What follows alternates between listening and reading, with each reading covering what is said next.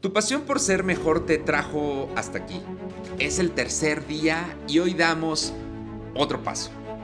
Esta jornada es solo el inicio de tu camino hacia convertirte en el profesional que todos reconocen su competencia dentro de tu laboratorio. ¿Estás listo para continuar con ese camino? Sean bienvenidos a las quintas jornadas virtuales de Laboratorio Clínico. Sean bienvenidos al tercer día de las quintas jornadas virtuales de Laboratorio Clínico. Soy el químico Enrique Molina. Es un gusto nuevamente saludarles. Gracias por acompañarnos. Vamos a la mitad de estas quintas jornadas virtuales. De verdad, muchísimas gracias por acompañarnos. El día de hoy también nos vestimos de manteles largos porque contamos con la participación de dos grandes expertos en distintas áreas de laboratorio. Si recuerda que ya estás en esta sala, si estás en esta sala, quédate aquí, ya sea que al ratito, mañana, revises la charla que se está transmitiendo simultáneamente. Aquí lo importante, y como lo hemos mencionado desde hace algunos días atrás, es sacar la esencia de todo lo que estos grandes expertos están compartiendo con nosotros, pero no solamente sacarlo, sino absorberlo y llevarlo a la práctica diaria dentro de nuestros laboratorios clínicos. De verdad, aprovechen al máximo estas quintas jornadas. Recuerden que son totalmente gratuitas. Únicamente aquellos que quieran obtener constancia de participación tiene un costo de recuperación. Nuevamente, ya para arrancarnos, les muestro aquí les reitero, como lo hemos hecho días atrás, está el código QR para aquellos que quieran obtener su constancia de participación. En los comentarios está apareciendo también el enlace correspondiente para aquellos que quieran obtener su constancia de participación. Recuerden que estas constancias de participación se van a enviar más tardar 30 días posteriores al finalizar las quintas jornadas. Así que hay que tener un poco de paciencia. La realidad es que nunca tardamos 30 días. Es el plazo máximo, pero en cualquier momento se estarán subiendo. Recuerden que tenemos un grupo de WhatsApp. Aquí en los comentarios les pido que compartan el grupo de WhatsApp para que los que estén interesados en unirse, vamos a estar enviando ahí cierta información que pudiera ser útil para complementar esta parte de las quintas jornadas. Así que únanse al grupo de WhatsApp si no se han unido. Si ya se unieron, ahí se les va a mandar el aviso también y por correo electrónico a aquellos que adquirieron su constancia. ¿Qué otra cosa más? Para ya arrancarnos, el diplomado de análisis clínicos. Aquí está nuevamente la invitación. Recuerden que ya desde el día lunes se arrancaron las inscripciones. Es un diplomado 100% virtual. 12 módulos, cada módulo dedicado a una área en específico del laboratorio clínico, impartido por grandes expertos. Aquí en la pantalla vemos también a los diferentes expertos que estarán colaborando en este diplomado. 12 áreas, 12 grandes expertos. Es una oportunidad única. Recuerden que este es la única generación que se va a estar aperturando a lo largo del 2026, así que no pierdas la oportunidad. Es la única generación. Si quieres unirte a este diplomado en análisis clínicos, vas a tener que esperar hasta el 2027 si es que no te unes a esta generación. Aprovéchalo. Aquí está el enlace. El enlace está en los comentarios y aquí está el código QR. Escaneenlo para aquellos que no han consultado el temario, aquellos que les interesa, aquellos que quieran profundizar más dentro de cada área de laboratorio. Aquí está. No pierdan esa gran oportunidad. Recuerden que es una gran oportunidad de aprender de la mano de los expertos. Recuerden que por tiempo limitado está esta promoción. El costo normal es 2,400 en cuotas. Aquellos que desean inscribirse por cuotas solamente pagarán por cuota 1,180 pesos o bien de contado 27,520 a 11,980 pesos mexicanos. Una gran oportunidad. No olviden el tip que les he estado compartiendo a lo largo de estos días. Elijan la modalidad para pagar de contado y si es posible y si les da la opción su tarjeta, difiéranlo directamente con Hotmart. Ya días atrás estuvimos explicando cómo hacerlo. De verdad es la única oportunidad que tienen en este 2026 para unirse a este diplomado. De verdad que no pierdan esa oportunidad. Y sin más preámbulo, quiero presentar a nuestra ponente que nos acompaña en esta sala el día de hoy, y me refiero a la química Brenda Saray Zúñiga Asensio. Ella es química clínica con sólida experiencia en hemostasia y coagulación en el laboratorio clínico. Ella es titular del laboratorio y responsable del área de coagulación del Instituto Nacional de Enfermedades Respiratorias, Ismael Cosio. Cuenta con una formación internacional en trombosis y hemostasia en España, certificación europea en la especialidad y participación activa en el proceso de acreditación ISO 15189.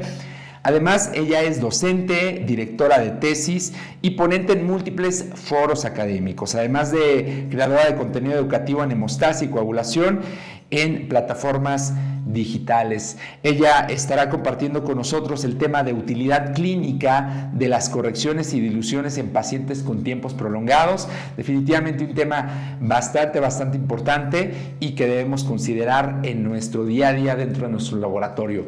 Les dejo con la química Saray Zúñiga y yo regreso en un ratito más con ustedes.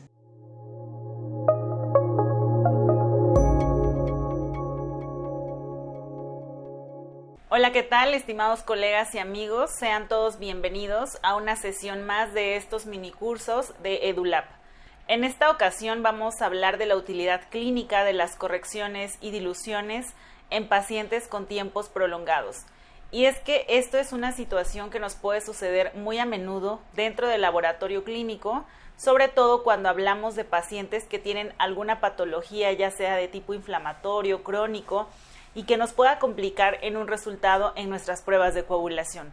Es por esto que hemos dedicado un apartado especial a este tema, que son pruebas básicas que podemos hacer desde nuestras pruebas básicas de TP, TTPA, tiempo de trombina, y que podemos dar un aporte muy diferente a lo que el médico espera. En esta ocasión entonces nos vamos a enfocar a esos pacientes en los cuales vamos a detectar esos tiempos prolongados y vamos a dar diferentes pautas para saber cómo abordarlos. Como hemos hablado, pues el diagnóstico es muy esencial para asegurar que el paciente no solamente reciba ese tratamiento adecuado, sino que también tenga un monitoreo y un seguimiento correcto dentro de las pruebas de laboratorio, que son parte fundamental del apoyo para el médico. Entonces, un diagnóstico por laboratorio es sumamente importante y nosotros hacemos una pieza fundamental dentro de este área o dentro de esta área que es el laboratorio de coagulación. ¿Por qué se solicitan estas pruebas? Básicamente las pruebas de coagulación se conocen ampliamente porque sirven como un chequeo preoperatorio y se piden en este inicio, puesto que el paciente que va a ser sometido a un procedimiento quirúrgico, el médico quiere asegurarse que su paciente no vaya a tener una pérdida sanguínea durante o post el procedimiento quirúrgico y que esto pueda complicar la situación de la cirugía. Las pruebas de coagulación entonces básicamente siempre las vamos a enfocar o nos vamos a referenciar porque vamos a pensar que únicamente se utilizan en este tipo de pacientes. Sin embargo, vamos a ver que las pruebas de coagulación se pueden alterar en diferentes situaciones, ya sea clínicas o patológicas de los pacientes, y que esto marca mucho la diferencia para poder solicitarlas más a menudo. Para confirmar un cuadro clínico, cuando el médico ya sospecha de alguna situación en particular con el paciente, para confirmar ya sea esta situación clínica. Establecer un diagnóstico también es muy importante, debido a que, si el médico ya pretende o ya piensa en algo que está sucediendo en su paciente, pues ya con este tipo de pruebas se puede establecer un diagnóstico. Sabemos que también las pruebas de coagulación nos pueden servir como parte del monitoreo de la terapéutica. Es decir, muchos pacientes reciben terapia anticoagulante, ya sea con warfarina, cenocumarina, heparinas de bajo peso molecular o con los anticoagulantes orales directos, y las pruebas de coagulación son de vital importancia para poder dar un seguimiento correcto a este tipo de pacientes y saber qué tan bien anticoagulados están. Exclusión de alguna patología. Hay pruebas especiales o muy específicas dentro del área de coagulación que nos pueden marcar la pauta para poder excluir ciertas patologías. Una de ellas es una trombosis venosa profunda, en la cual el médico, con una prueba tan simple como la que es el dímero D, puede tener un punto de referencia para tomar una decisión si el paciente tiene o no tiene la patología. Ahora, cuando hablamos de todos estos mecanismos de las pruebas y de la interpretación, sabemos que hay diferentes modelos para los cuales se estudia la coagulación y la formación del coágulo. Hemos hablado del modelo celular de la coagulación, el cual involucra diferentes mecanismos fisiológicos que están presentes en la liberación del endotelio y diferentes sustancias que se encuentran también presentes en la superficie celular. Sabemos que este modelo celular es uno de los modelos más nuevos en cuanto a la teoría de la coagulación se refiere, y bueno, hemos explicado toda esta parte. Sabemos también que cuando hablamos de la elaboración de las pruebas de coagulación y cuando hablamos de la formación del coágulo de manera in vitro, nos vamos a referir a la parte de la cascada de la coagulación, y bueno, pues también conocemos como vía intrínseca, vía extrínseca y vía común, que son estas tres situaciones en las cuales se involucra este mecanismo, y sabemos que para fines prácticos, para fines de pues la realización de las pruebas in vitro, vamos a hablar de la cascada de la coagulación. Pero ¿qué pasa entonces con todos estos mecanismos cuando hablamos de la interpretación de las pruebas?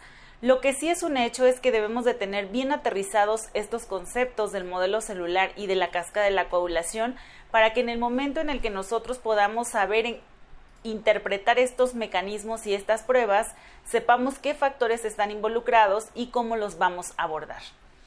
Sabemos que en la hemostasia primaria van a estar involucrados básicamente el endotelio, que es una capa muy superficial de todos los vasos sanguíneos que va a liberar todas estas sustancias procoagulantes y anticoagulantes que van a permitir la formación del coágulo y propiciar ese tapón plaquetario.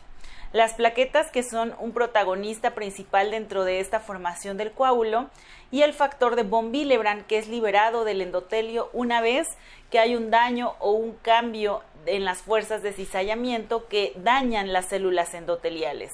Todo esto con la finalidad de llegar a formar un tapón plaquetario y detener esa hemorragia o esa pérdida sanguínea.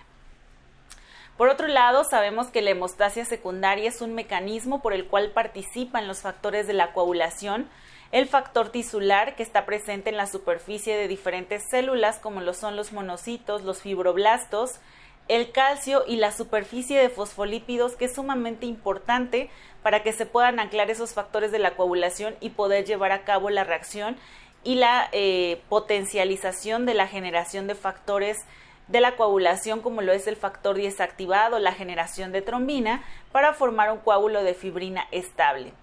Ambos mecanismos tienen como finalidad u objetivo principal detener la hemorragia en un paciente. Sabemos que para fines didácticos y para fines de explicación se han definido estos dos mecanismos como hemostasia primaria y hemostasia secundaria. Sin embargo, sabemos que estos mecanismos ocurren en el mismo momento y que todo se conjunta, se confluye para que estos mecanismos se lleven a cabo en completa armonía.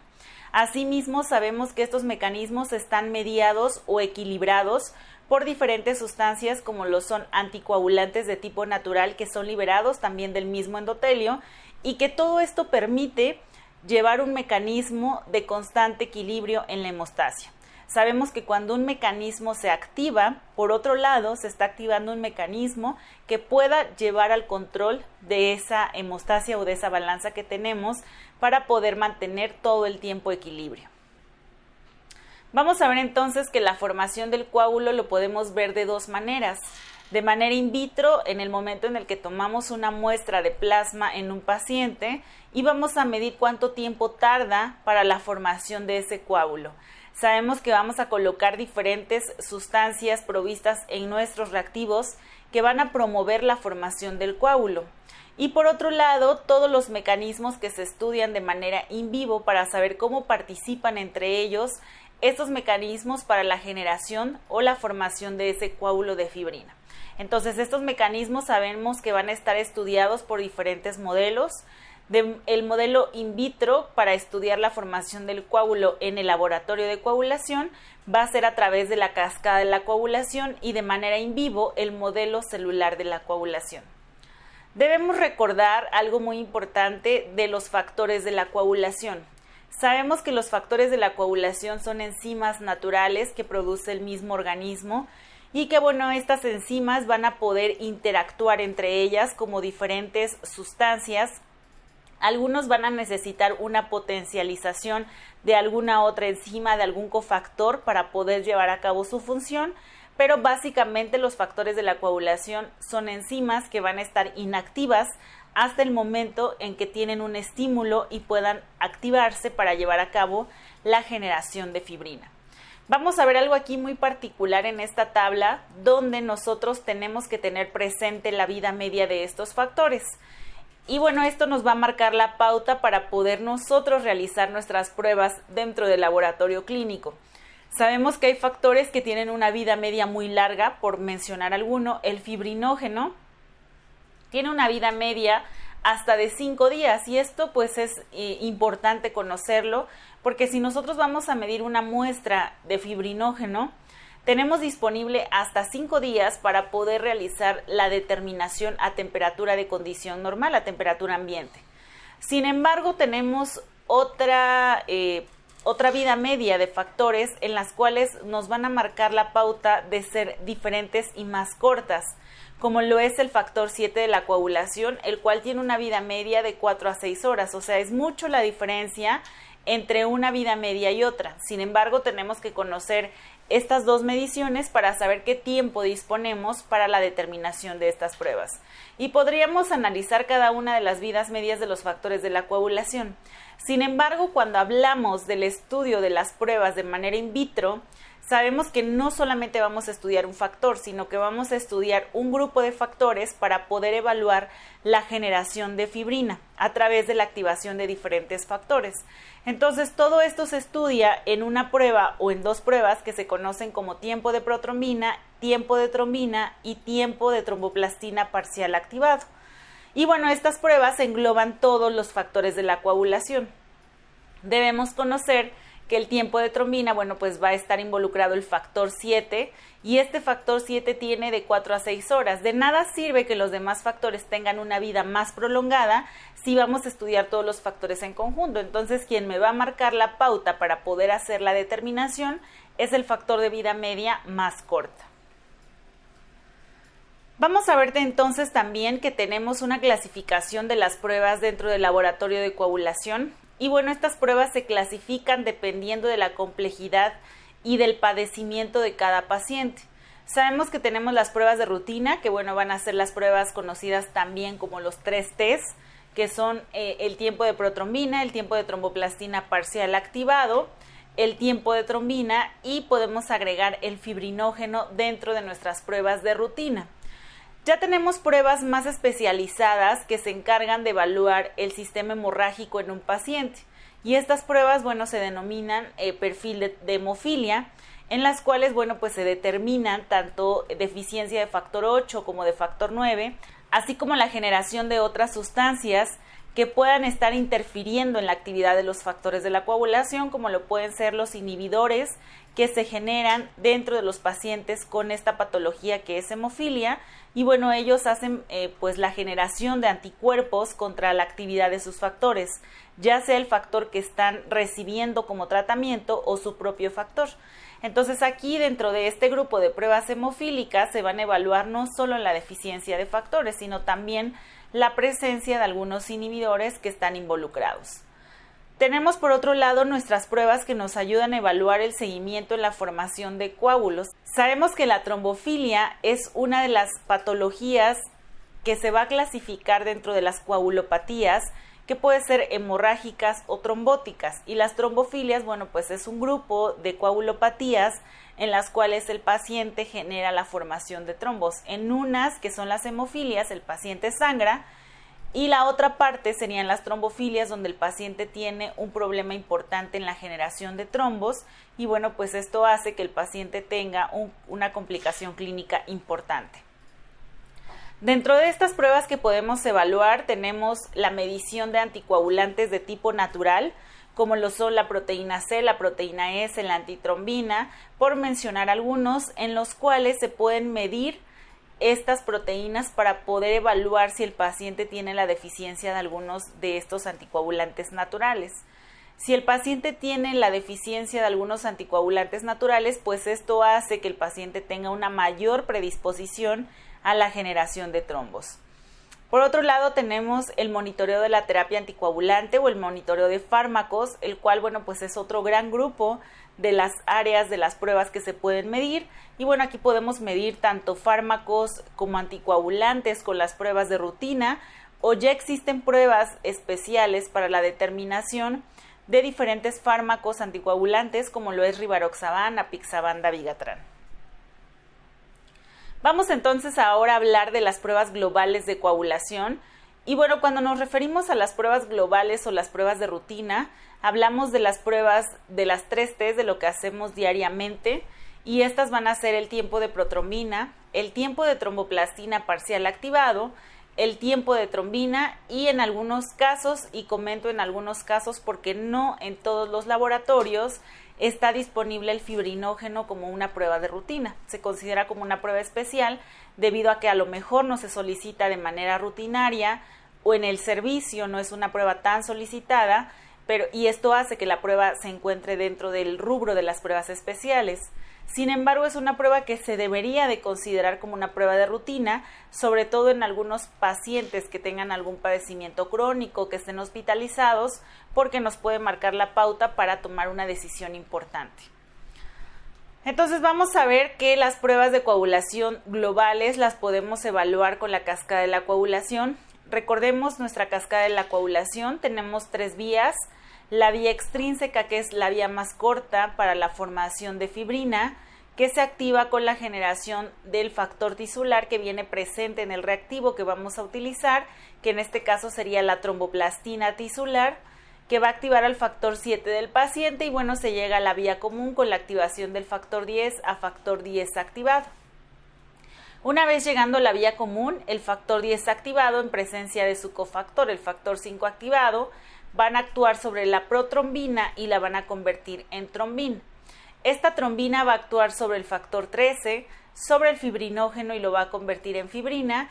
Y de esa manera se lleva a cabo esta primera vía, que es muy rápida. Alrededor dura entre 11 a 15 segundos dependiendo de cada reactivo disponible a utilizar, dependiendo de la metodología y del equipo que estemos utilizando. Tenemos la otra vía, que es la vía intrínseca. Esta vía es más larga y es evaluada por la prueba del TTPA. Con esta vía, pues iniciamos con la activación del factor de contacto, que es el factor 12. Y este factor va a ser activado a través de los activadores de la fase de contacto que vienen en mi reactivo para la prueba de TTPA. Y va a activar al factor 12 en factor 12 activado, y este factor 12 activado a su vez va a actuar sobre el factor 11 y lo va a convertir en 11 activado, y aquí se continúa el ciclo de activación. Una vez teniendo factor 11 activado, actúa sobre el factor 9 y lo va a convertir en 9 activado. Y aquí, si ustedes recuerdan en las clases que tuvimos en la primera sesión donde hablábamos de la hemostasia secundaria, hablábamos de los complejos.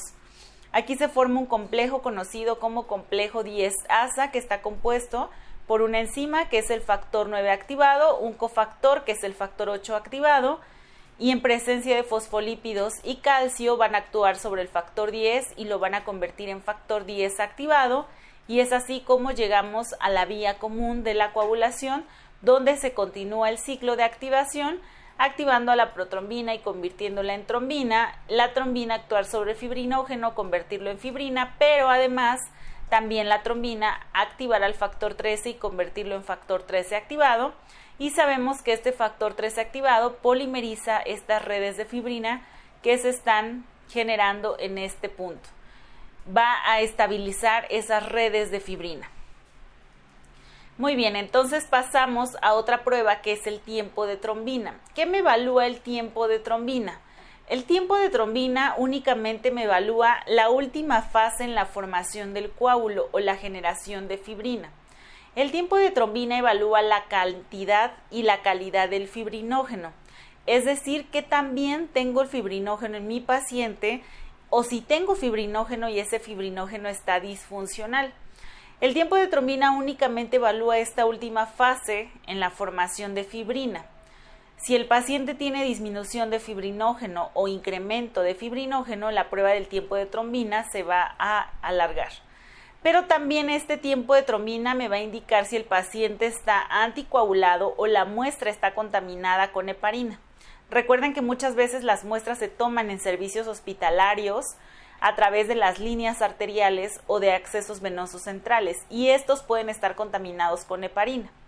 Entonces, si esta muestra está contaminada con heparina, el tiempo de trombina se me va a ver alargado debido a que, pues una vez que hay heparina presente en la muestra es un anticoagulante y me va a prolongar la muestra. La prueba del fibrinógeno, una vez que yo tengo este tiempo de trombina prolongado, el médico tiene que sugerir o pedir la prueba del fibrinógeno para saber si el paciente tiene disminución o tiene un incremento en esta prueba. Es importante aquí mencionar que si el médico no lo solicita, nosotros podemos sugerirle hacer esta prueba. Si ya observamos que el paciente cumple con un criterio, que la muestra no está contaminada, que el paciente tiene alguna situación clínica, hay que sugerir al médico determinar la prueba del tiempo de fibrinógeno. Y con estas 3 pruebas, entonces, estamos evaluando básicamente todo el sistema en la formación del coágulo, en la generación de fibrina, y cada una de las vías tiene una participación muy particular.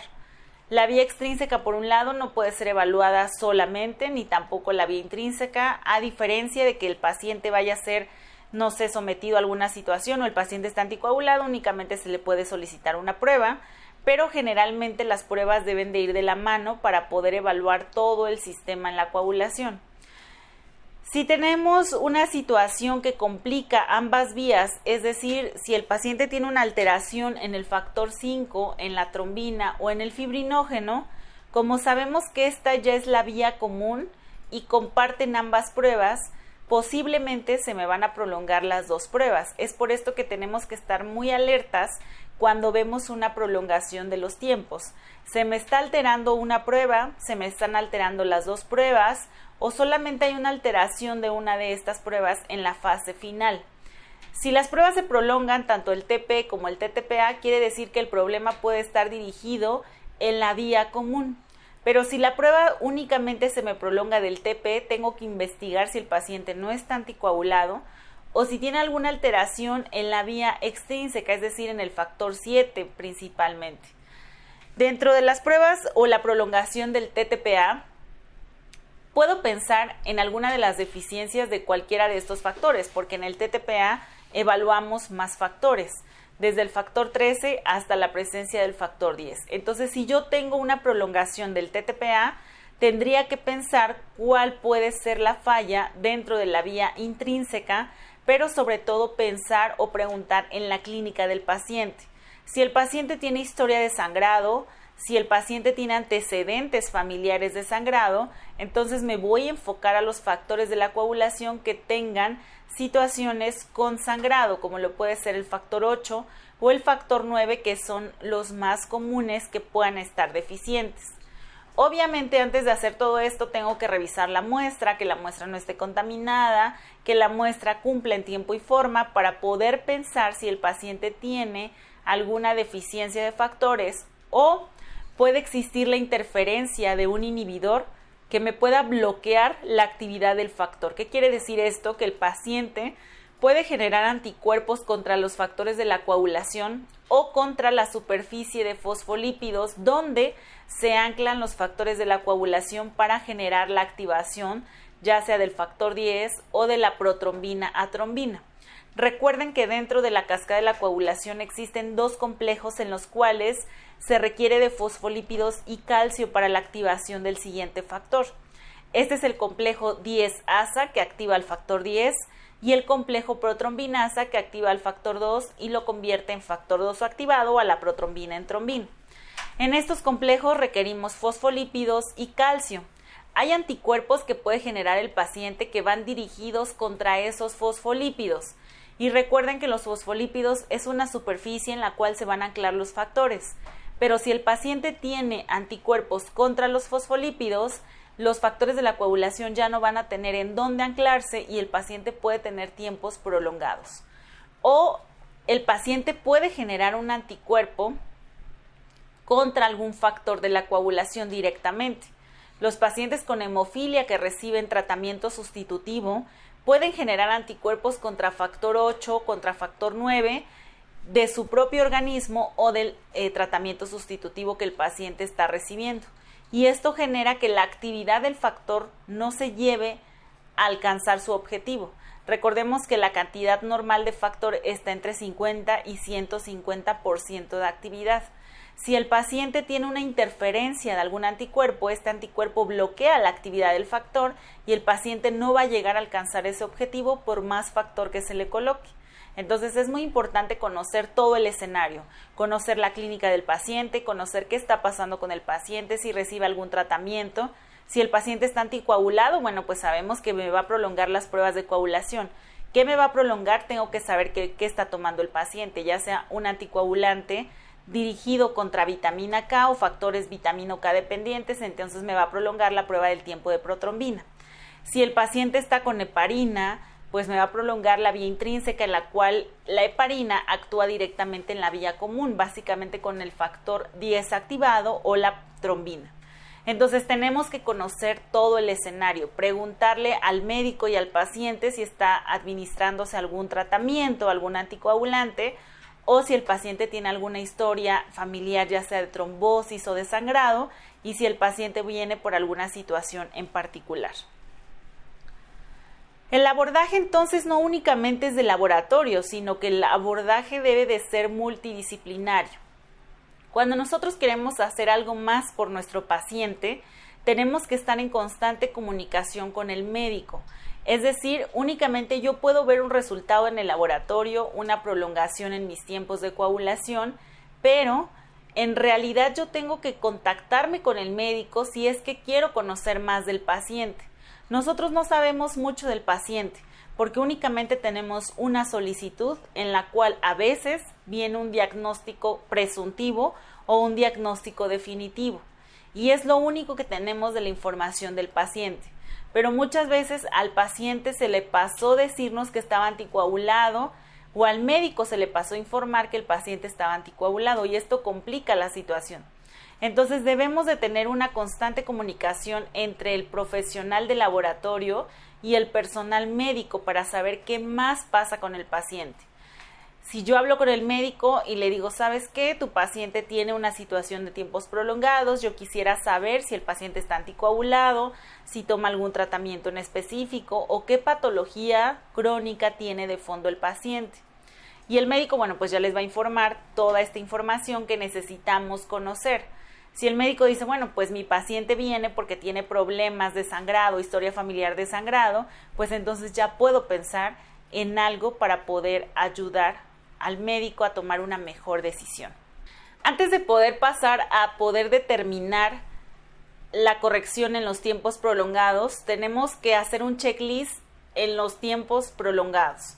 ¿Qué quiere decir esto? Que tenemos que tener un filtro en el cual poder tomar una decisión de poder hacer una corrección o no de ese paciente. ¿Qué es lo primero que tenemos que revisar o preguntar? El origen de la muestra. Ya detectamos que el paciente tiene tiempos prolongados. Puede ser cualquier prueba, pero el paciente me está dando un comportamiento anormal. ¿Qué es lo que tengo que hacer? Investigar quién tomó la muestra, si fue un compañero de laboratorio, un flebotomista, si fue un compañero médico o una compañera enfermera o enfermero. Tengo que preguntar quién tomó la muestra y una vez que yo identifique qué persona tomó la muestra, tengo que preguntarle ¿de dónde tomaste la muestra? Es muy importante saber de dónde se tomó la muestra porque si la muestra se tomó de un acceso venoso central, muy probablemente puede ser que esa muestra esté contaminada con el anticoagulante que se le coloca a ese acceso venoso central. Revisar que la muestra no presente coágulo. ¿Y cómo vamos a revisar nuestra muestra? Ya está por demás dicho que no podemos colocar ningún objeto externo al tubo para poder revisar si la muestra tiene coágulo o no. Muchas veces en el inicio que uno aprende coagulación, y se los digo por experiencia propia porque yo así lo aprendí, revisábamos las muestras con aplicadores de madera para cerciorarnos que no tuviera un coágulo. Esto está mal hecho, no es una técnica por ningún organismo recomendado, tanto nacional como internacional. Es una técnica que seguramente se pasó de generación en generación alguien por ahí escuchó y fue pasando el mensaje. Sin embargo, esta es una técnica que no está aprobada, no se debe realizar y es algo que está mal hecho. Entonces, no se debe revisar de esta manera si la muestra está coagulada o no. La manera correcta de hacerlo es colocar el tubo y homogenizar suavemente a contraluz. De esta manera, revisando el tubo a contraluz, yo puedo visualizar si el paciente tiene un coágulo o el tubo tiene un coágulo. Si es muy pequeño, obviamente no lo voy a poder ver, pero a simple vista los coágulos grandes se pueden observar. ¿Qué pasa si yo detecto que la muestra está coagulada? Simplemente no se acepta, es un motivo de rechazo y se tiene que solicitar una nueva muestra. Pero ¿qué pasa si no se detecta? Y bueno, ya procesé la prueba, el paciente está bien, la muestra se tomó de un acceso venoso normal, un acceso venoso, y la muestra me da un problema que se sale dentro de lo esperado. ¿Qué puedo hacer para verificar si ya después del proceso la muestra tiene un coágulo o no? En este momento la muestra ya está centrifugada. Lo que puedo hacer para verificar si tiene coágulo ya es colocar el aplicador de madera, pero es hasta después del proceso. Porque esta muestra, una vez que yo ya la procesé, ya no la voy a volver a procesar. La puedo reprocesar para verificar el resultado y después del reproceso colocar el aplicador de madera. Si cuando yo coloco el aplicador de madera detecto que tiene un coágulo, pues ya es un motivo de que ese resultado prolongado se debe a la presencia del coágulo en el tubo. Si la muestra no está coagulada, de todos modos, esa muestra ya no se puede utilizar. Sé que a lo mejor en sus mentes está pasando que el equipo se puede tapar si tiene un coágulo y nosotros lo utilizamos así y por eso se ocupan los famosos aplicadores de madera. Pero la idea es que no les va a pasar nada a su equipo. Cuando nosotros por alguna situación no llegamos a detectar un coágulo y se procesa la muestra, se centrifuga y al momento de centrifugar la muestra, el coágulo también se va a centrifugar, o sea, se va a quedar en la parte inferior. Y esto hace que, bueno, pues nada más tengamos el plasma. Obviamente que si tenemos un coágulo presente, vamos a tener ya el consumo de los factores de la coagulación. Y esto me hace que mis pruebas se me puedan o prolongar o acortar. Entonces, ¿qué tenemos que hacer? Un checklist, revisar que no presente coágulo, que el tubo sea el adecuado también es muy importante porque muchas veces vienen los residentes, las enfermeras y nos piden tiempos de coagulación, sobre todo aquellos que son nuevos, en tubos que no son correctos. Los tubos que se utilizan son tubos de citrato de sodio y no hay otro tubo que se utilice hasta ahora para pruebas de coagulación. Concentración del hematocrito. Sabemos que el hematocrito tiene un impacto importante, sobre todo en pacientes anticoagulados, y se tiene que hacer un ajuste de este hematocrito en pacientes que tengan por encima de 55%. Una vez que se ha corroborado que el paciente no tiene un hematocrito superior a este porcentaje, entonces vamos a dar una palomita. Pacientes que no tengan administración de medicamentos. Muchas veces preguntamos de dónde se tomó la muestra, la muestra no tiene coágulo, el tubo es el adecuado, pero no preguntamos si el paciente está tomando algún medicamento o a través de un acceso parenteral o a través de alguna solución se le está colocando heparina. Si hacemos esta situación, entonces tenemos que preguntar si el paciente está tomando algún anticoagulante. Y algo que también debemos investigar es el diagnóstico del paciente. Esto también nos va a marcar la pauta. Muchas veces ya viene el diagnóstico del paciente hemofílico, paciente con una trombofilia, una trombosis venosa profunda, y entonces ya pensamos en cómo podemos esperar el resultado. Vamos a ver que hay diferentes variables que me pueden afectar en mis pruebas de coagulación. Hay desde variables fisiológicas que no podemos modificar, que son propias del paciente, como la edad, el género, algunas situaciones como embarazo, cirugía, trauma o algunas transfusiones. Esas son propias ya sea del paciente, que no se pueden modificar y que con estas circunstancias se tienen que realizar las pruebas. Y debemos de tomar en consideración que estas variables a veces nos pueden afectar en el resultado. Si la paciente está embarazada, pues sabemos que las pruebas de coagulación se me pueden acortar debido al incremento de los factores de la coagulación para preparar a la mujer en el momento del parto. Y hay algunas otras situaciones en las cuales las pruebas se pueden prolongar, entonces tenemos que saber cuáles son las condiciones y variables fisiológicas que me van a impactar sí o sí en mi resultado, y que esto no tiene que ser motivo para pensar en alguna otra prueba cuando sabemos que ese comportamiento del resultado se debe a una comorbilidad del paciente. Sabemos también que hay mujeres en las cuales se hacen algunas pruebas de determinación especial, como pruebas de factor 8, von Willebrand, en las cuales el ciclo hormonal es sumamente importante para la determinación. Sabemos que las mujeres pueden tener incremento de estos factores en un día específico del ciclo y es muy importante identificar en qué momento se va a hacer la determinación. Tenemos algunas otras relacionadas con agentes externos como la alimentación y los fármacos. Hay pacientes que están anticoagulados y bueno, estos pacientes anticoagulados que están con warfarina o acenocumarina, anticoagulantes antivitamina K, tienen que tener una dieta específica que no esté rica en vitamina K, y sabemos que los vegetales verdes son ricos en vitamina K. Es por esto que el paciente que está tomando anticoagulantes debe de llevar una dieta que no sea rica en vitamina K, que pueda afectar esta anticoagulación. Algunos relacionados y que esto nos puede pegar aún más o puede tener un impacto directo con nosotros es la manipulación dentro del laboratorio clínico, ya sea porque nosotros vamos a tomar la muestra y las buenas prácticas dentro de la toma de muestra y preanalítica son sumamente importantes, o muchas veces es algo que no podemos controlar, que nosotros no vamos a tomar la muestra, la toma un compañero médico o enfermero, y esto hace que la toma de muestra se pierda esa parte de la trazabilidad dentro de la preanalítica y que nos impacte directamente en un resultado. Debemos de generar buenas acciones dentro de las prácticas de laboratorio para poder minimizar estos errores que nos puedan impactar en un resultado. Y bueno, el equipo, los reactivos también son sumamente importantes para la interpretación y el resultado. Sabemos que no todos los equipos van a trabajar de la misma manera. Hay diferentes metodologías para la determinación de la formación del coágulo, diferentes reactivos que van a estar disponibles en el mercado y que esto hace una variabilidad muy importante dentro del resultado que vamos a otorgar al médico.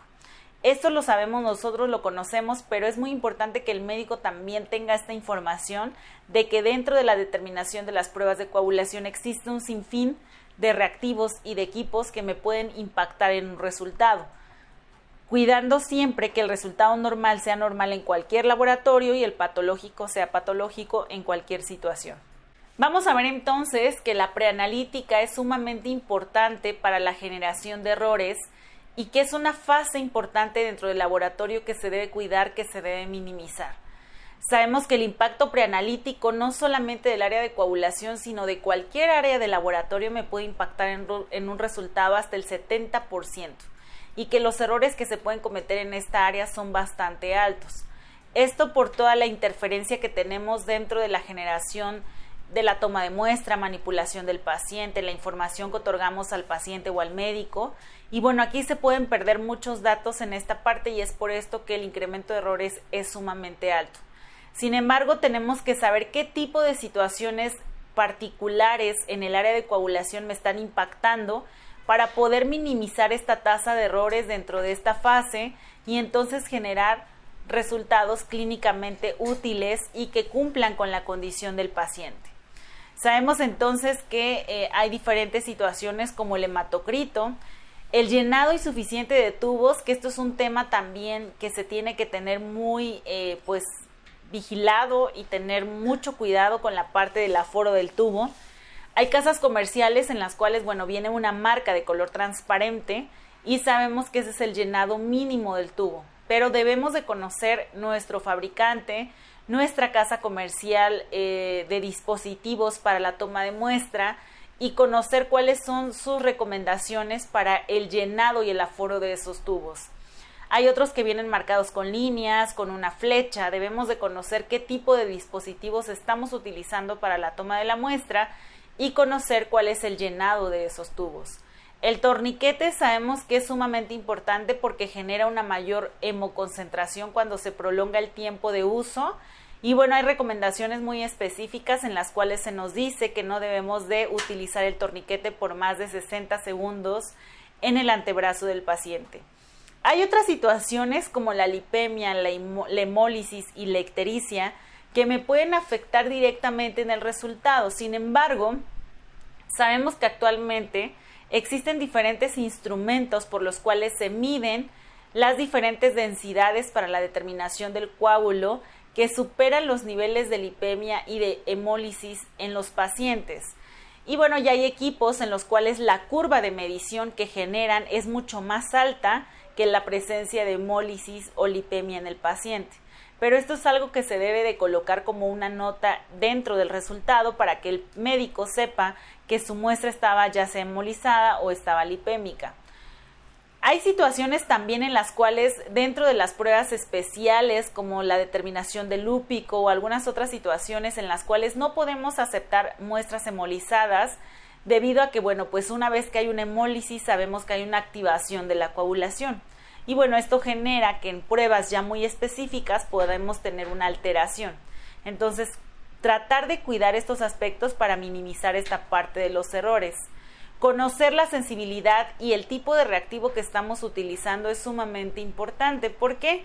Porque hay reactivos que van a ser más sensibles a ciertas cosas, que me van a detectar la presencia de ciertos inhibidores, la deficiencia de factores de la coagulación, y será muy importante saber con qué tipo de reactivo estoy trabajando y sensibilidad a qué tiene, a deficiencia de factores, a presencia de inhibidores o a qué situación me estoy enfrentando.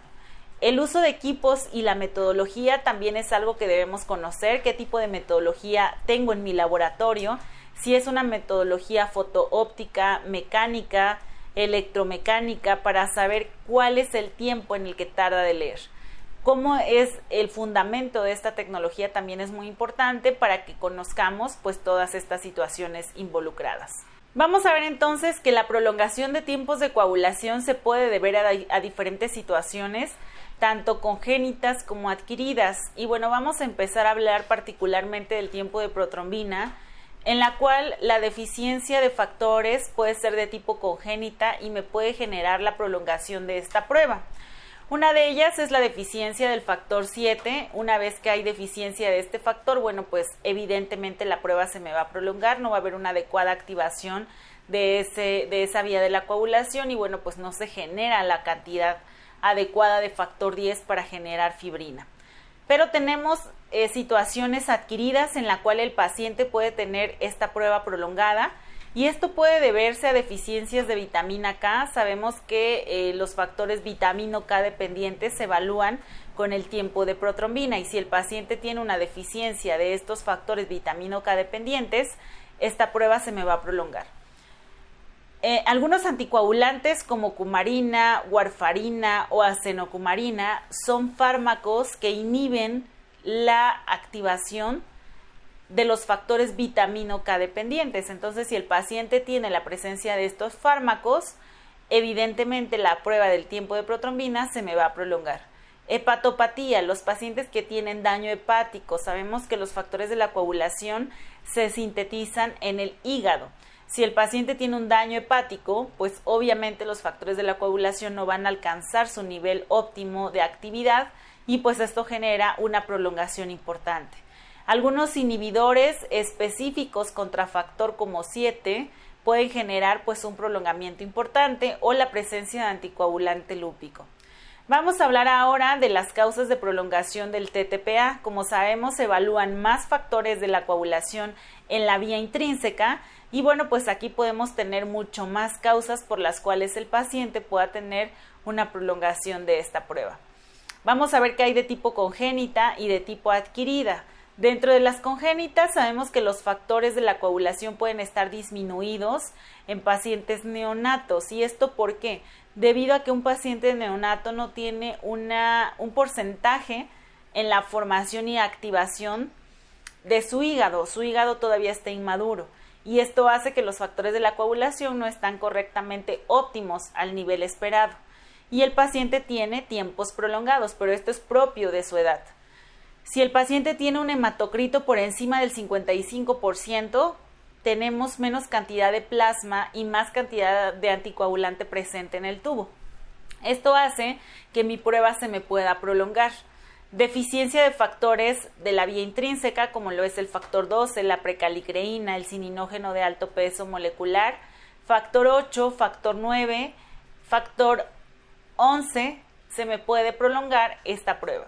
Así como la enfermedad de von Willebrand, en la cual, pues sabemos que en la activación de la hemostasia secundaria, el factor de von Willebrand participa muy de cerca para generar esa activación. De las situaciones adquiridas en las cuales el paciente puede tener TTPA prolongado, es en la presencia de inhibidores específicos contra factores de la vía intrínseca, hemofilia adquirida, anticoagulante lúpico, que es un anticuerpo de tipo dirigido contra fosfolípidos, la presencia de heparinas, inhibidores directos contra la trombina, o en algunas situaciones clínicas como hepatopatía, en algunas situaciones de tipo inflamatoria, en las cuales se me puede prolongar.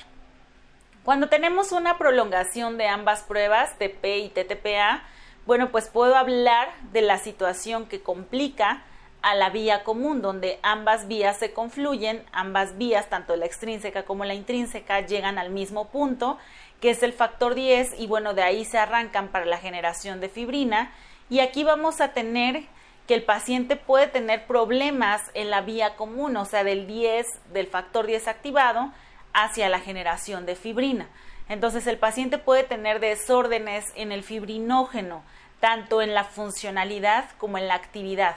Si el paciente puede tener cantidad normal de fibrinógeno, pero puede ser que la molécula esté disfuncional y entonces vamos a tener tanto afibrinogenemia como disfibrinogenemia, deficiencia de protrombina, que es el factor 2, puede haber deficiencia del factor 5, del factor 10, que básicamente son los factores de la vía común.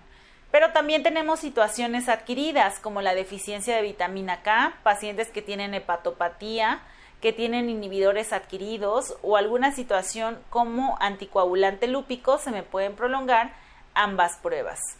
Vamos a ver entonces ahora este algoritmo. En este algoritmo nosotros observamos que podemos tener una prueba prolongada, ambas pruebas prolongadas y qué es lo que se debe de hacer para el correcto abordaje de estos tiempos. Ya sabemos que hicimos un checklist previo para saber si la muestra cumple con las condiciones de calidad para poder ser evaluada y pasar a esta parte de la corrección de tiempos prolongados. Cuando hablamos de corrección, hablamos de evidenciar si el paciente tiene la deficiencia de algún factor o la presencia de un inhibidor que me esté inactivando a este factor de la coagulación y propicie la prolongación de la prueba.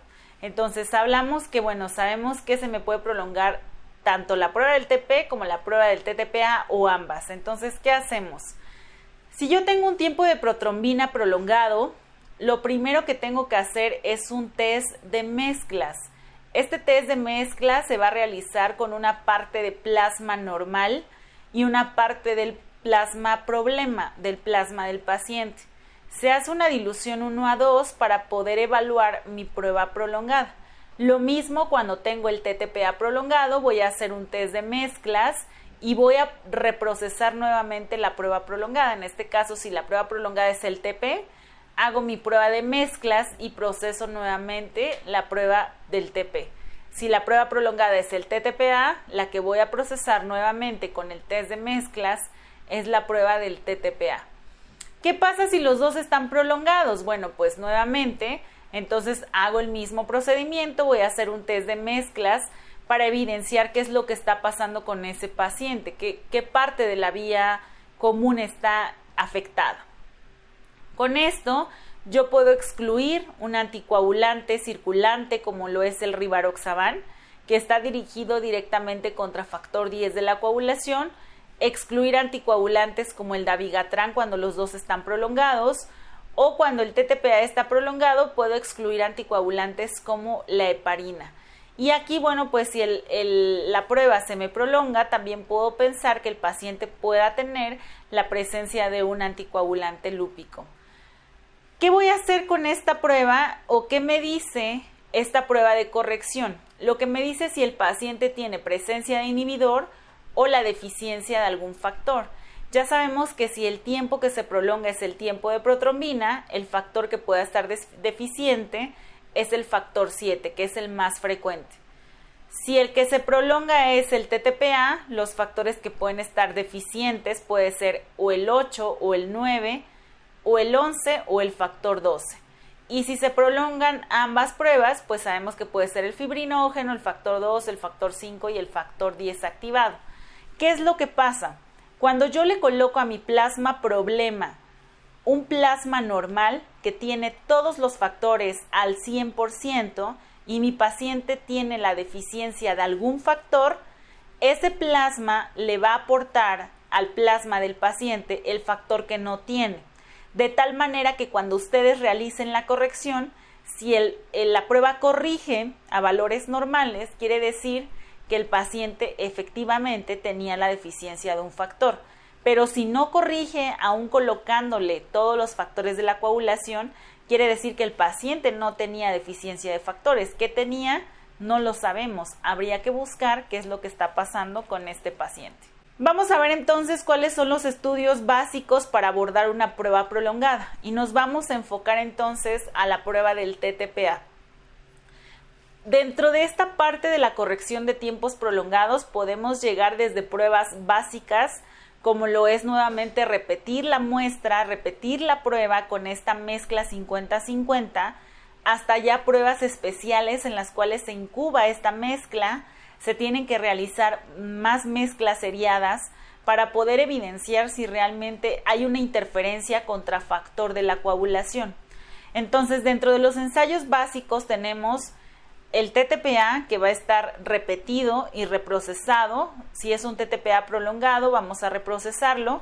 Y bueno, este TTPA es con diferentes reactivos que utilizamos en el laboratorio, diferentes activadores, diferentes formas de activación de la vía de contacto y debemos de conocer qué tipo de activador tiene mi reactivo. Entonces, la primera prueba es realizar una prueba de TTPA.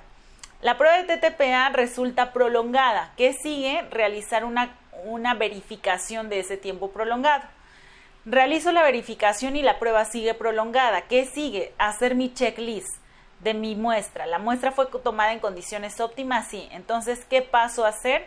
Una mezcla 50-50. 50 del plasma del paciente y 50 del pool previamente preparado, que un poquito más adelante les voy a mencionar cómo se prepara.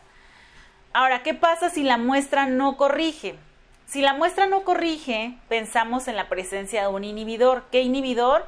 Puede ser de tipo específico contra factores de la coagulación o de tipo inespecífico, como lo puede ser el anticoagulante lúpico. Entonces, ¿qué hacemos? Buscamos, cuál es la interferencia que tiene mi paciente. ¿Qué pasa si la muestra corrige a valores normales? Entonces, quiere decir que mi paciente sí tenía la presencia de la deficiencia de algún factor. ¿Qué sigue? Determinar los factores involucrados en la vía intrínseca, que es la que estamos evaluando. ¿Por cuáles nos vamos a guiar? Primero, por la clínica del paciente. El paciente tiene sangrado, historia familiar de sangrado. Pensamos en una deficiencia de los factores más frecuentes, que sería el factor 8 o el factor 9. Entonces, se hace la determinación de estos factores de la coagulación para confirmar que realmente el paciente sí tiene una deficiencia. ¿Cómo vamos a realizar entonces esta corrección? La corrección de mezclas se utiliza un pool de plasma normal que me ayude a definir si los tiempos de coagulación están prolongados por la deficiencia de algún factor o la presencia de un inhibidor del paciente. ¿Cómo vamos a realizar este pool? El pool se puede realizar de diferentes maneras y hay diferentes recomendaciones para poder optar por este pool para poder realizar mi corrección. ¿Qué es lo que necesito tener para realizar mi pool? Por lo menos 5 individuos sanos, preferentemente que sean de banco de sangre, sujetos que vayan a donar, que el plasma y las pruebas ya estén aprobadas y que podamos obtener el plasma de estos 5 individuos sanos. ¿Qué vamos a hacer? Vamos a medir las pruebas de TP, TTPA, tiempo de trombina y si se puede fibrinógeno para garantizar que realmente están en condiciones normales.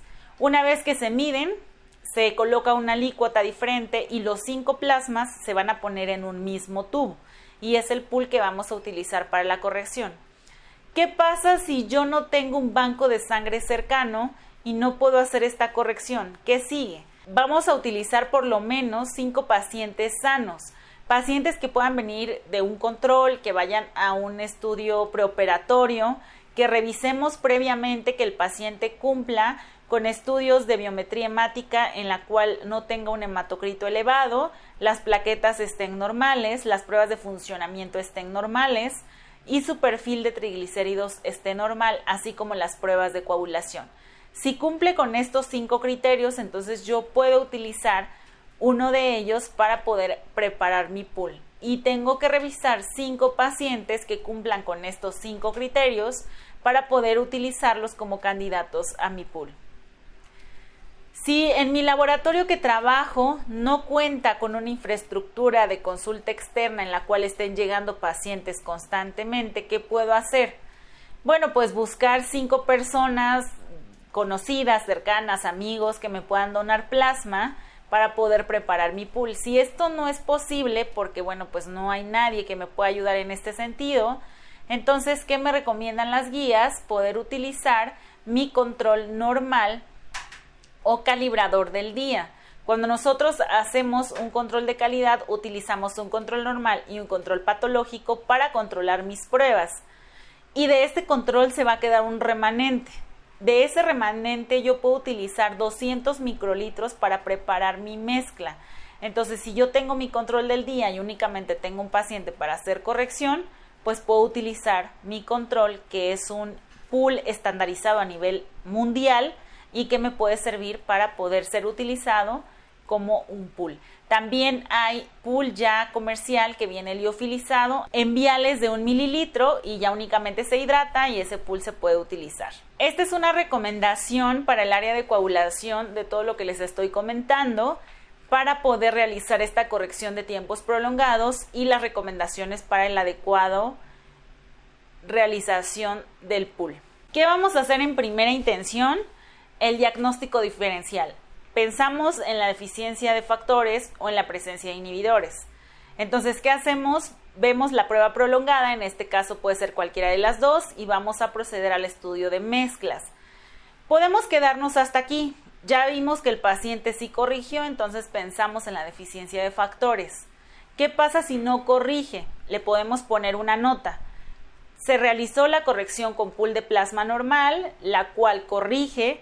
Se sugiere la determinación de factores de la vía intrínseca o extrínseca según aplique a su prueba. Y bueno, ya el médico determinará qué factores le va a mandar a medir. ¿Qué pasa si no corrige? Si el resultado no corrige, le podemos colocar una nota que diga: se realizó una mezcla con pool de plasmas normales, la cual no corrige. Se sospecha de la presencia de un inhibidor de tipo específico o inespecífico. Se sugiere dar seguimiento de acuerdo a la clínica. Entonces, aquí, ¿qué puede suceder? Que el médico le mande a hacer al paciente ya sea anticoagulante lúpico o la presencia de inhibidores específicos, ya sea contra factor 8, 9 o algún otro factor de la coagulación. Eso es lo que podemos hacer hasta este punto, y de aquí en adelante abrirle el panorama al médico para que pueda solicitar otras pruebas.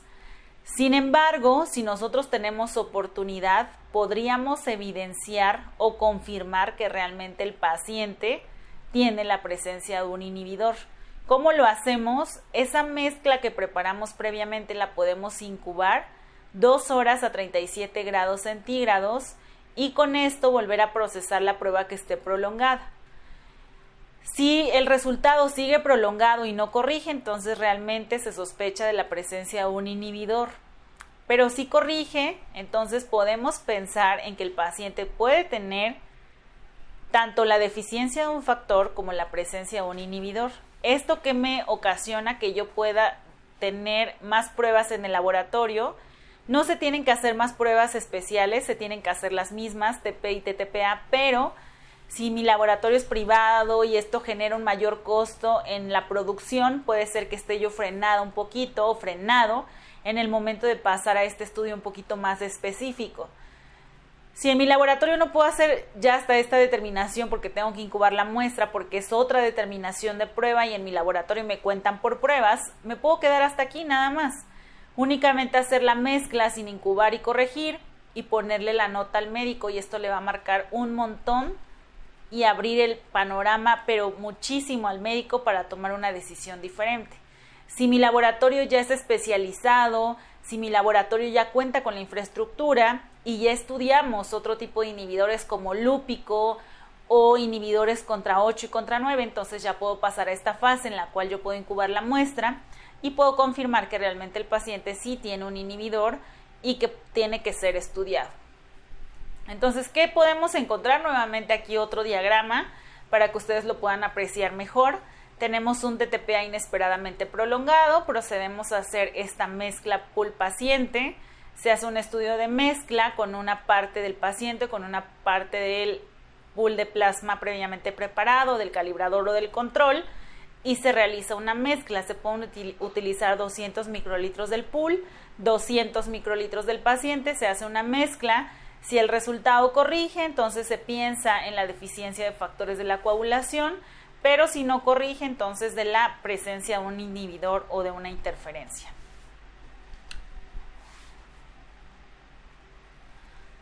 Vamos a ver entonces qué me aportan las pruebas de mezclas. Identificar la deficiencia de un factor de la vía intrínseca o de la vía extrínseca según aplique. Aquí hablamos de la vía intrínseca porque es el TTPA.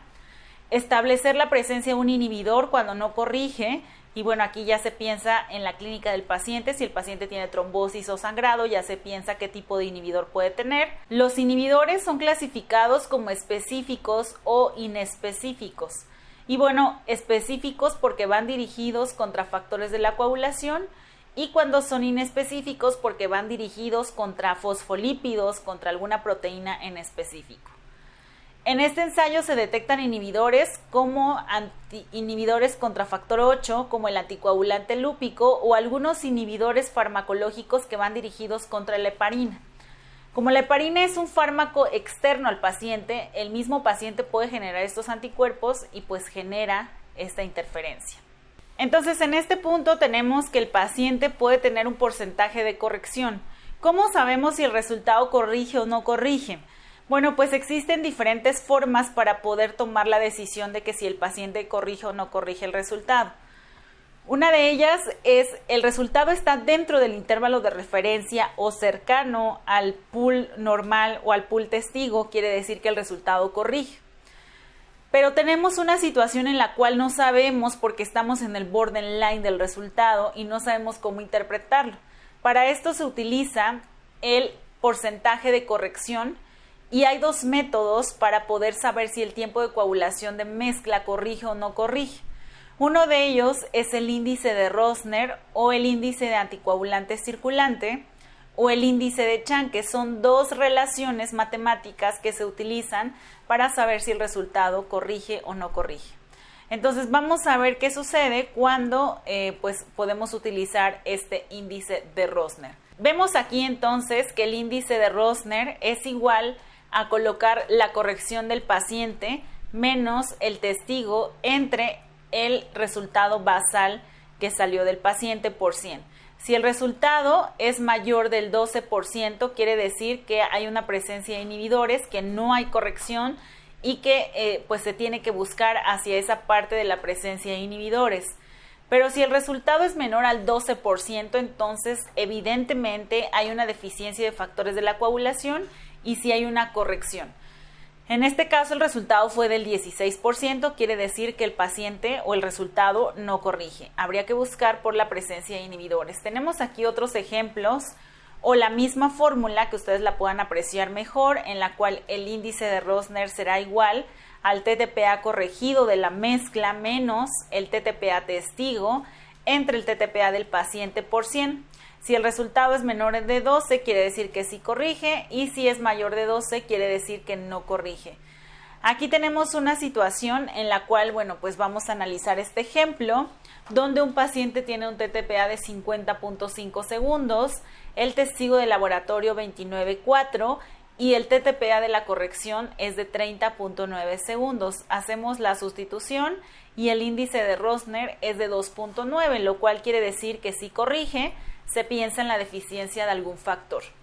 Vamos a ver este otro ejemplo en el cual el paciente tiene 64.7 segundos, el resultado del testigo es 28.9 y la corrección 40.6 segundos. hacemos la sustitución por 100 y el resultado es de 18%, lo cual quiere decir que no corrige, se piensa en la presencia de un inhibidor. Y bueno, entonces básicamente este tipo de relación me ayuda a saber si el resultado corrige o no corrige y con esto marcar la pauta para saber qué interpretación clínica poder darle a ese resultado. Tenemos otra fórmula para poder hacer el porcentaje de corrección y esta fórmula es conocido también como índice de Chang. Y bueno, en el índice de Chang básicamente es también colocar los mismos datos, el tiempo de corrección del paciente, la prueba mezcla y colocar también el tiempo del paciente menos el pool testigo. Vamos a revisar entonces ahora el porcentaje de corrección, que es el índice de Chang, en el cual vamos a utilizar el tiempo de corrección del paciente menos el tiempo de corrección de la mezcla sobre el tiempo de corrección del paciente menos el tiempo de corrección del pool. Esto lo vamos a multiplicar por 100 y si el resultado es menor del 72%, quiere decir que el paciente tiene una presencia de inhibidores, no existe una corrección y la muestra del paciente en la mezcla que realizamos previamente. Si el resultado es mayor al 72%, quiere decir que hay una deficiencia de factores de la coagulación, que evidentemente hubo una corrección de la muestra y que bueno, se tiene que buscar pues algún factor de la vía que estemos evaluando. Vamos a ver entonces este ejemplo donde el resultado del índice de Chang es igual al resultado basal del paciente, que serían 52 segundos, menos el resultado de la mezcla, 38 segundos, entre el resultado basal del paciente menos el pool testigo por 100. Y el resultado es igual a 61%, lo cual quiere decir que si es menor al 72% existe la presencia de inhibidores y habría que buscar por esa parte. Estos dos índices y estas dos relaciones básicamente me van a servir para evaluar si el paciente realmente sí cumple con el criterio de corrección. Ustedes tienen estos dos algoritmos matemáticos para poder hacer el cálculo y poder decir con certeza si el paciente corrige o no corrige. El índice de Chang y el índice de Rosner son dos ayudas o dos herramientas importantes para poder hacer el adecuado interpretación de las correcciones cuando hacemos la mezcla. Sin embargo, si nosotros tenemos bien establecido nuestro pool del día, nuestros intervalos biológicos de referencia en el área de coagulación, pues podemos también optar por que si el resultado cae dentro de los valores de referencia, quiere decir que el resultado corrige. Pero hay resultados que muchas veces están dentro del borderline, que habría que utilizar estos índices para saber si corrige o no corrige. Vamos a pasar finalmente a las diluciones. Cuando hablamos de diluciones es nuevamente diluir ya no 1 en 2 como lo hicimos en un principio, sino que tendríamos que hacer 2 diluciones más, 1 a 4 y 1 a 8. ¿Qué quiere decir esto? Que vamos a diluir el plasma del paciente. Esto puede ser con solución salina para poder evaluar cómo es el seguimiento de la presencia de inhibidores en este paciente. Estas diluciones tienen que ser incubadas a 37 grados centígrados durante 2 horas para poder evidenciar la presencia del inhibidor. Una vez que quitamos esos factores de coagulación, evidenciamos aún más la presencia del inhibidor y esto me marca la pauta para saber por dónde buscar. Hay inhibidores que son propios, que son de factores de la coagulación y que pueden ser obviamente evidenciados con esta parte de las diluciones. ¿Qué implica aquí para el laboratorio? Que nosotros podamos generar más pruebas, es decir, consumir más reactivo porque vamos a hacer diferentes determinaciones para confirmarle al médico que el paciente tiene un inhibidor propio en ese paciente.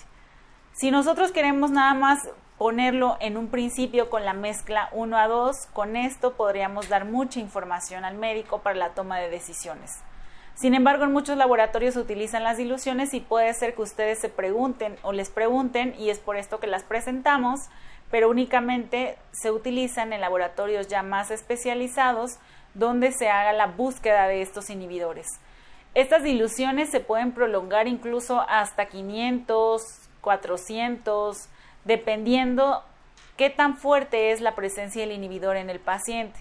Y para estas determinaciones ya hay técnicas específicas para la determinación de inhibidores contra factor 8 y contra factor 9, como son la técnica de unidades Bethesda, que así se miden las concentraciones de estos inhibidores, y existen otras técnicas para poder hacer la presencia de estos inhibidores en estos pacientes.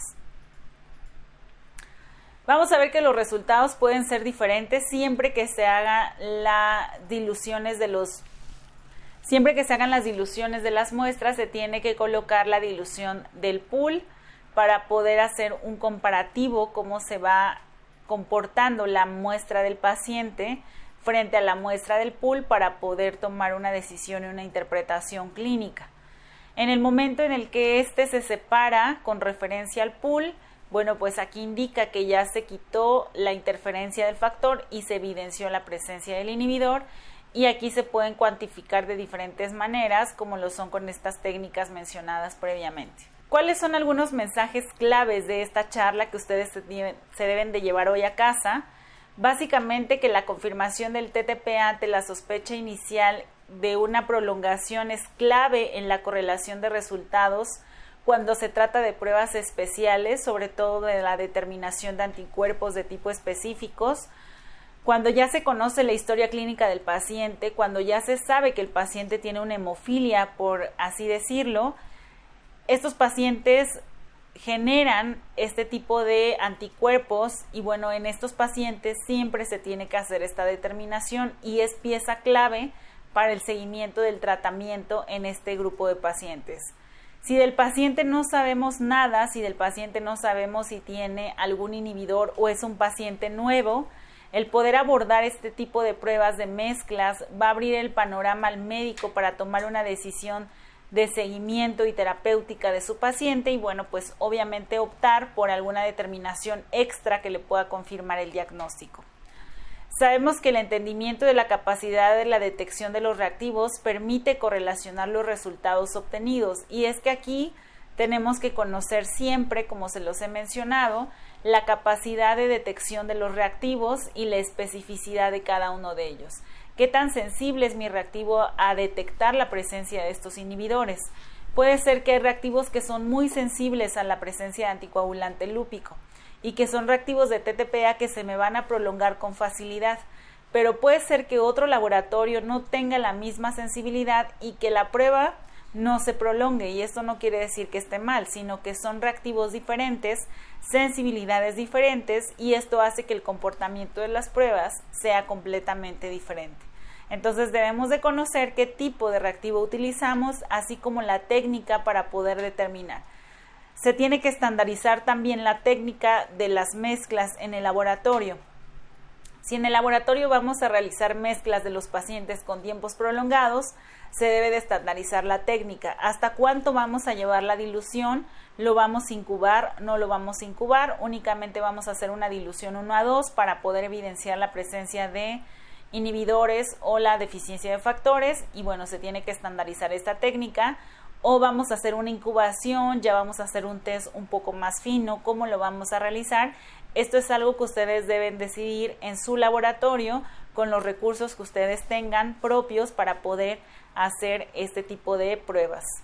La interpretación de resultados siempre se debe establecer con los datos clínicos del paciente, y es por esto que es muy importante conocer más acerca del paciente, más de la clínica del paciente, para que podamos pues dar estos resultados de acuerdo pues con esa interpretación no nada más del laboratorio, sino que también cumpla con las condiciones clínicas del paciente y que el médico pueda pues darle un mayor provecho a los resultados que le estamos otorgando.